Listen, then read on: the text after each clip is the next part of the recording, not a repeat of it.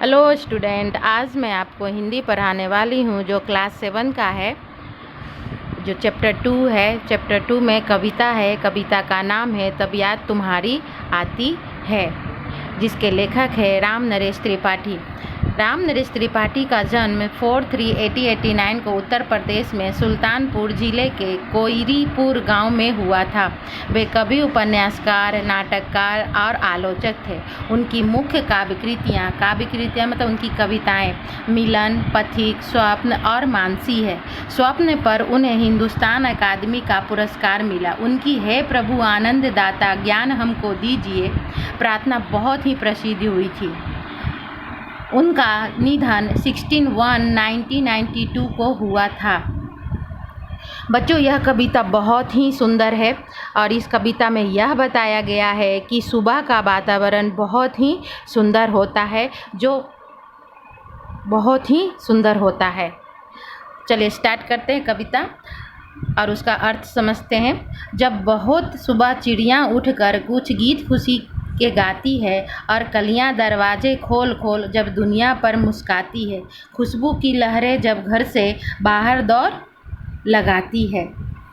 कवि इसमें यह कहना चाह रहा है कि चिड़ियां भोर में उठकर इस तरह चहचहाने लगती है जैसे वे खुशी के गीत गा रही हो।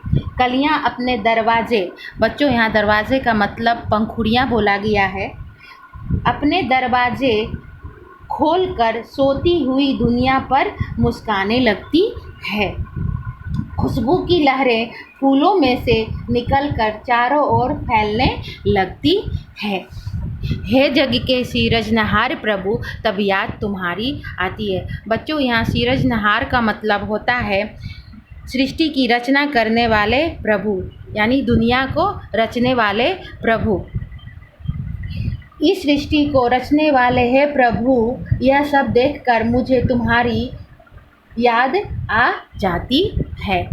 जब छमछम बूंदें गिरती हैं, बिजली चमचम कर गा जाती है, मैदानों में, वन बागों में जब हरियाली लहराती है। कवि यहाँ कहना चाहते हैं कि वर्षा ऋतु में छमछम कर वर्षा की बूंदें गिरती हैं और चमचम कर बिजली चमकती है।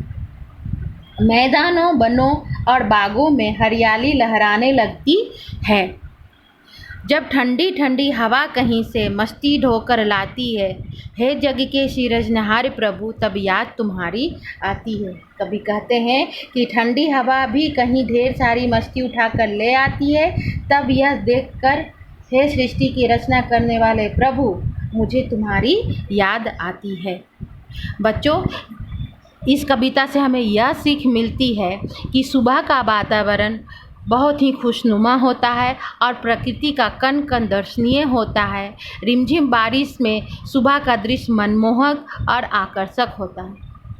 प्रस्तुत कविता में इसका सुंदर वर्णन यही किया गया है। चलो बच्चों, अब शब्दार्थ।